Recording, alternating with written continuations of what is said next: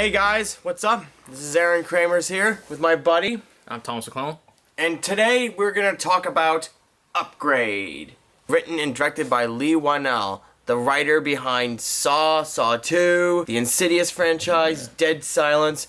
This is interesting. It's got a... what did you say? You said it was like kind of comparing it to sort of like a Black Mirror. It's like what you get when Paul Verhoeven directs Black Mirror. This movie is about Logan Marshall Green has his wife killed and he's been left paralyzed until he gets this chip called STEM, which lets him become a Terminator, pretty much.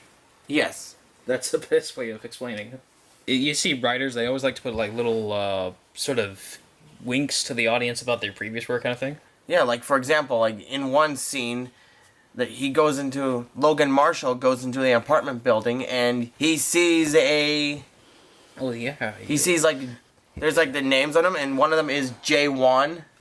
It's a little wink. It's a little initial thing, James right? Wan. Oh, of course, yeah. And there was also another scene there where you might see a Billy the puppet. That puppet's getting everywhere, you know? Yes. Hey, Billy, what are you doing there? Come on. He's also in your bedroom. I figured the laughing kind of gave it off.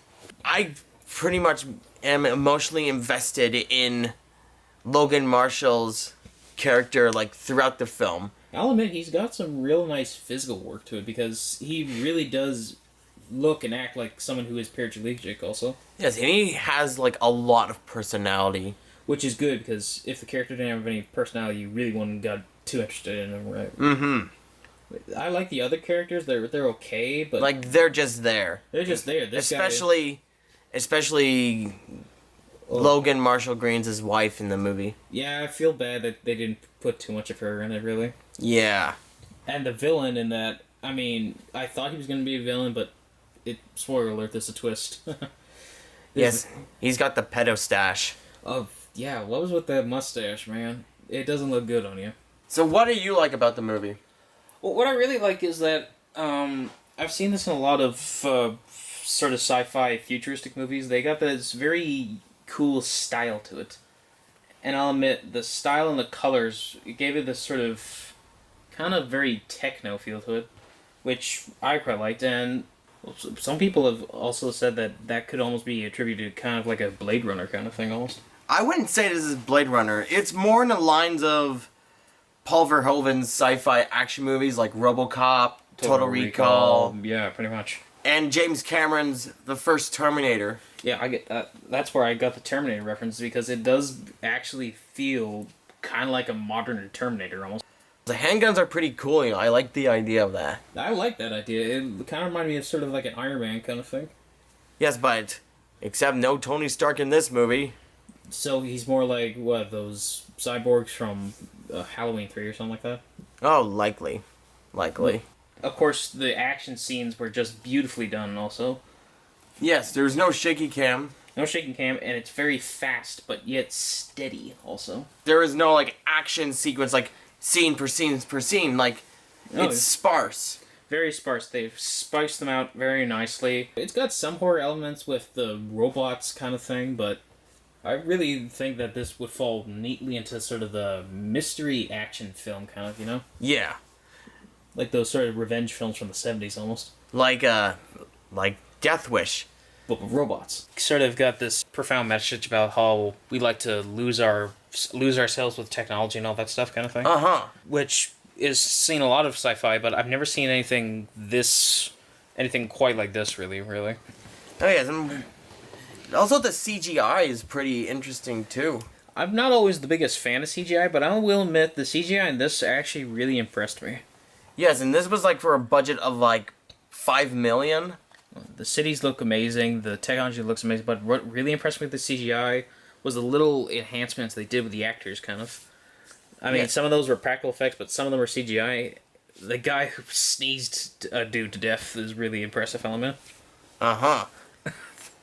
And it almost could happen. A lot of this technology almost does exist now, pretty much. Yeah. You know, with the whole Bluetooth thing, or the cars that are able to drive themselves, that kind of thing. Yes, and... Oh, drones, definitely. That's a big topic. Uh-huh. Oh, the only thing that I'm scared now that might exist is something like STEM. All in all, I'd say that this is possibly the best, or most original and best sci-fi action movies ever. Although, like, anybody who sees this will likely say, oh, it's just Death Wish, but with sci-fi elements. So, what are your final thoughts? I will admit that I didn't know what to expect of the film because I've never been a real big fan of Blumhouse before, but after seeing this, it really sparked my interest in what they have to offer, kind of thing. It's got great action. I love the mystery in it. It keeps me invested. And the effects in it, like I say, are just mind-blowing. And I've always been a real big fan of sort of sci-fi films with that sort of cyber techno-punk kind of feel. And this is really good. It feels kind of like the robotic version of sort of one of those sort of gritty 70s revenge films in a way.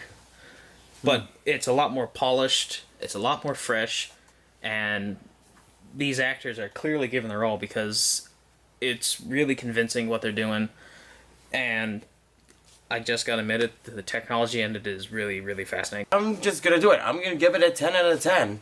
You're 10 out of 10. I'm gonna stay fairly optimistic. I'm gonna say 9.5. I like the action. I wasn't too sure about a lot of the twists that it had, but I figured it's Leigh Whannell. He's gonna have his twists, but he did them pretty okay, actually, I'll admit. And also, I'm a real huge sucker for the action scenes and all that, so yeah, that's my review on it. Well, that's all for now. If you enjoyed this video, hit the like button if you haven't already, and don't forget to hit the subscribe button and the bell button to get notifications. I'll see you guys next time. See you guys.